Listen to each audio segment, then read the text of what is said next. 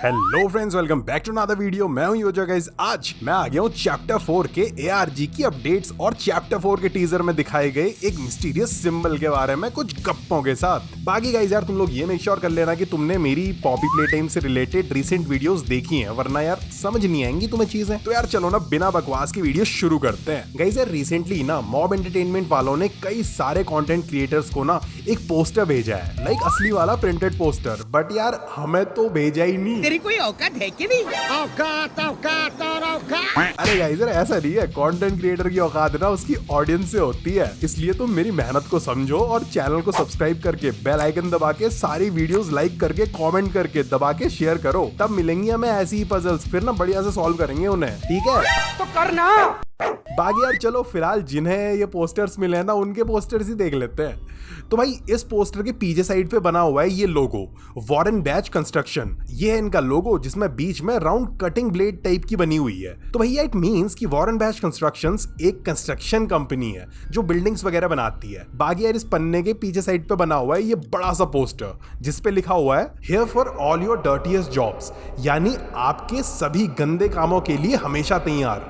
Warren batch construction, don't worry we like the dirt, यानी चिंता मत करो, हमें गंदगी पसंद है। और गाइस सर, मुझे लग रहा है ना इसमें गंदगी का मतलब धूल मिट्टी नहीं है, गंदगी मतलब गलत काम। Small family owned and operated business since 1930, यानी 1930 से चला आ रहा हमारा ये छुटकुसा family business. Contact Warren Bach constructions, will do the job quickly and cleanly, यानी वॉरेन बैच कंस्ट्रक्शन को कॉन्टेक्ट करें, हम करेंगे आपका काम एकदम फटाफट, वो भी फुल सफाई के साथ। बाकी गाइस यार, इस पोस्टर में ना एक बंदा बना है जो एक कंस्ट्रक्शन वर्कर है और सरिया पकड़ के अरे आई मीन क्रोबार यानी लोह दंड पकड़ के कुछ कर रहा है। भाई ये क्या कर रहे हो भैया? तो यार इतने सबसे ये तो क्लियर है कि एक कंपनी है वॉरेन बैच कंस्ट्रक्शन नाम से, जिसे 1930 में शुरू किया गया था किसी परिवार ने एज अ फैमिली बिजनेस। वैसे गाइस यार 1930 में और क्या हुआ था तुम बताओ? Very good question. अरे 1930 में हुआ था प्लेटाइम कंपनी के पप्पा एलियट लुडविग का अपनी बीवी मॉली से डाइवोर्स, एंड देन चच्चा ने 1930s में ही प्लेटाइम कंपनी स्टार्ट कर दी थी। So it might be possible कि प्लेटाइम कंपनी की बिल्डिंग कंस्ट्रक्शन वगैरह ना ये सब इस वॉरेन बैच कंस्ट्रक्शन कंपनी ने ही किया होगा। चलो गाइस, अब ना इस कंपनी की गुत्थी सॉल्व करते हैं। अरे ये गुत्थी नहीं यार, आई मीन मिस्ट्री सॉल्व करते हैं। तो भैया चैप्टर 2 में हमें ये लेटर देखने को मिलता है जो एडी एमएन रिटमैन, प्लेटाइम को के हेड ऑफ रिसर्च ने इस वॉरेन बैच कंस्ट्रक्शन कंपनी को लिखा था। तो पहले इस लेटर को पढ़ लेते हैं, फिर ना मैं तुम्हें इस एडी महाशय के बारे में बताऊंगा आखिर कौन है ये। बाकी उस पोस्टर में छुपे ARG सीक्रेट्स को भी ना थोड़ी देर में बताता हूँ। Okay, Warren batch construction company, this is Eddie responding once again on behalf of Playtime Co toy factory. Yes, it must be in complete secrecy. This project should only be known about by those with the authority at Warren Bash and those with the authority here at Playtime। तो AD uncle कह रहे हैं कि Warren batch construction वालों, मैं Playtime Co toy factory से बोल रहा हूँ, और भैया जो तुम्हें काम दिया गया है ना वो एकदम टॉप सीक्रेट रहना चाहिए। इस काम के बारे में सिर्फ तुम्हारी कंपनी के टॉप लोगों को और हमारी कंपनी के टॉप लोगों को, सिर्फ इनको ही पता रहना चाहिए, बस इसके अलावा किसी को नहीं। As promised, you will be compensated very well for this secrecy, upwards of $100,000, keeping in mind that this is a ballpark figure. We are willing to provide the proper equipment needed for excavation. However, the more independently you are able to work, the more compensation I can offer. मतलब जैसा कि हमने वादा किया था, इस सब को सीक्रेट रखने के लिए हम तुम्हें देंगे $100,000, यानी 100 जूते। पागल है, कैसी बातें कर रहा भाई? अरे सही में 100 जूते गाइस यार। 80,000 के शूज है, 80,000 के। तो देखो 80,000 का एक जूता, 100 जूते हो गए 80 लाख के, और $100,000 को तुम रुपीज में कन्वर्ट करोगे तो 80 लाख ही तो आएगा, 80 लाख ही तो आएगा।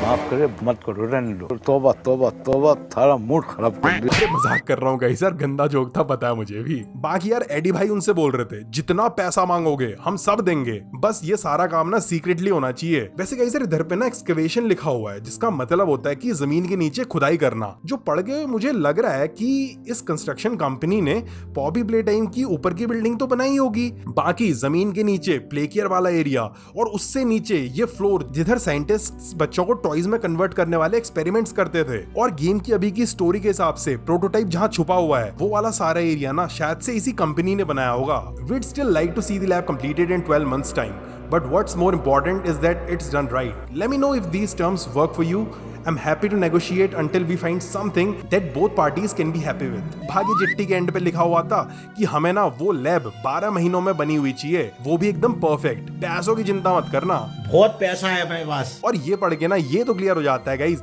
कि जो एडी भाई है ना, ये प्ले केयर के नीचे उन गुफाओं में उसी लैब को बनाने की बात कर रहे हैं। कह रहे हैं कि 12 महीनों के अंदर फटाफट कंप्लीट करो, क्योंकि इन लोगों को फटाफट उधर इंसानों पे एक्सपेरिमेंट्स तो करने हैं ना गाइज यार। वैसे चैप्टर 4 में जाने वाले हैं उस एरिया में हम लोग, तो जरा देखेंगे कि आखिर इन लोगों ने कैसा कंस्ट्रक्शन कर रखा है नीचे। अब गाइज यार एक बात है ना कि कंस्ट्रक्शन को सीक्रेट रखने के लिए कहा था, ठीक है, इन लोगों ने पैसे भी ले लिए होंगे, सीक्रेट रखने का वादा भी कर दिया होगा, बट उन गुफाओं में कंस्ट्रक्शन करने के लिए, लैब्स बनाने के लिए तो कितने सारे लोगों ने काम किया होगा, इनने सबका मुंह कैसे बंद किया होगा? तो कहीं ऐसा तो नहीं होगा कि लैब बनने के बाद उन सभी कंस्ट्रक्शन वर्कर्स को जिन लोगों ने उधर काम किया था उन्हें एक्सपेरिमेंट करके टॉयज में कन्वर्ट कर दिया गया होगा, या फिर उन्हें निपटा के बाद में जिंदा टॉयज को खिला दिया गया होगा? तुम लोगों को क्या लगता है गाइस यार उन लोगों के साथ क्या हुआ होगा?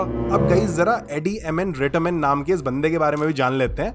तो जो पॉपी प्ले टाइम की ओरिएंटेशन नोटबुक आई थी उसके पेज नंबर 18 पे इन भाई साहब के बारे में कुछ 2-4 पंक्तियां लिखी हुई हैं। Eddie MN Ratman, head of research. Eddie इस फैक्ट्री में शुरू की गई नई फैसिलिटीज पे काम कर रहे हैं, जिसके बारे में हम तुम्हें कुछ नहीं बता सकते क्योंकि उनने हमें ही नहीं बताया उसके बारे में कुछ, बट ये तो श्योर है कि वो कुछ बढ़िया ही कर रहे होंगे। बाकी गाइस यार उस नोटबुक पे जो चिपके हुए नोट्स थे ना, जो पीडब्ल्यू नाम के बंदे ने लिखे थे, उसका लिखना था कि जितना मैं जानता हूं इस एडी से अब तक कोई नहीं मिला है, उनके बारे में इसने जितना भी सुना है वो सब अफवाहें हैं, रियल तो होने चाहिए वो। आई थिंक गाइस ये सब पढ़ के तो लग रहा है ना कि एडी रेटमैन बहुत ही सीक्रेटिव बंदा होगा, हेड ऑफ रिसर्च भी है, तो इधर फैक्ट्री में चल रहे सारे एक्सपेरिमेंट्स के पीछे भी ना काफी हद तक उसी का हाथ होगा। बाकी गाइस यार जो ओरिएंटेशन नोटबुक है इसके ऊपर मैं एक वीडियो फ्यूचर में ले आऊंगा, तो तुम लोगों को थोड़ा ज्यादा समझ आ जाएगा कि आखिर इस नोटबुक का क्या सीन है। वैसे अगर तुम लोगों को चैप्टर 2 याद है तो जब मॉमी का हाथ आता है ना नीचे से और वो पॉपी को इस गड्ढे में खींच के ले जाती है, उसके बाद जब छछुंदर स्लाइड मार के नीचे उतरता है तो इधर पे ना 4 नाम लिखे होते हैं, तो उसमें सबसे पहला नाम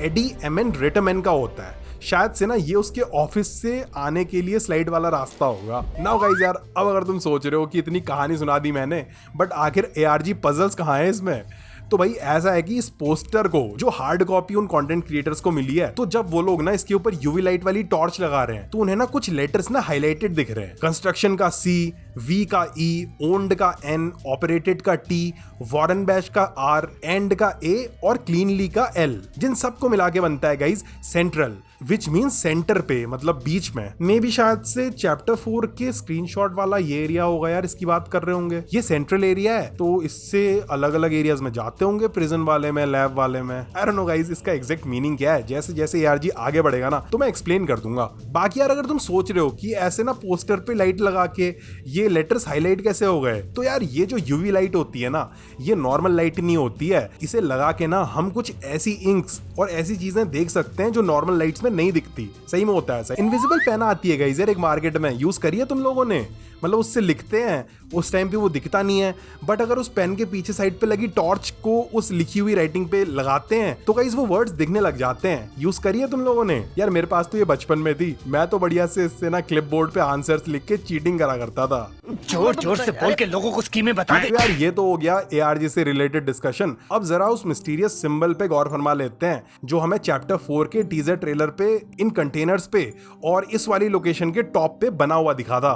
सो इस सिंबल में 3 स्क्वायर्स हैं, सेंटर पे येलो कलर का स्क्वायर है, मिडिल पे ब्लू कलर का स्क्वायर है और आउटर मोस्ट है तुम्हारा रेड कलर का स्क्वायर। तो यार ये देख के तो मुझे पक्का लग रहा है कि इस फ्लोर की जो फैसिलिटी है ना, जिधर बच्चों के ऊपर एक्सपेरिमेंट्स करके उन्हें टॉयज में कन्वर्ट किया जाता था, तो ये ना इस फैसिलिटी का लोगो है। रही बात इस फैसिलिटी को बनवाने की, तो भैया वो तो लेटर से क्लियर ही है कि एडी भाई ने इस सब को बनाने का जिम्मा उठाया था और वॉरेन बैश कंपनी से उन्होंने इधर का पूरा कंस्ट्रक्शन करवाया होगा। वैसे अगर तुम इस फोटो में ना नीचे ग्राउंड पे देखोगे तो ना उधर पे तुम्हें ना उन्हीं 3 कलर्स की अलग अलग लाइंस ना अलग अलग लोकेशंस पे जाती हुई दिखेंगी। तो शायद से ना इस फ्लोर में उतरने के बाद छजुंदर इसी एरिया से अलग अलग लोकेशंस में जाएगा शायद मिशन करने के लिए। वैसे गाइस ये जो लोगो है ना, ये मॉब एंटरटेनमेंट वाले ना कई जगहों पे ना ऑलरेडी टीज कर चुके हैं, जैसे इस नोट में जो चैप्टर 4 के एआरजी में हमें देखने को मिला था। तो यार इस पे साइड में देखो किसी ने पेंसिल से ये लोगो ड्रॉ किया हुआ है। वैसे गाइस यार ये जो नोट दिख रहा है ना, ये इसी एआरजी का नोट चल रहा है जो अभी एआरजी चैप्टर 4 की है, बट इससे रिलेटेड ना मैंने अभी वीडियो नहीं बनाई है। अगर मुझे ये यूजफुल लगेगा ना तो मैं इसके ऊपर ना पक्का वीडियो वीडियो बना के ना तुम्हें एक्सप्लेन कर दूंगा। गाइस ये पिक भी ना मॉब एंटरटेनमेंट वालों ने अपलोड की थी। मिनी हगीज, किसी मिसी, मॉमी लॉन्ग लेग्स, पीजे और बंजो बनी की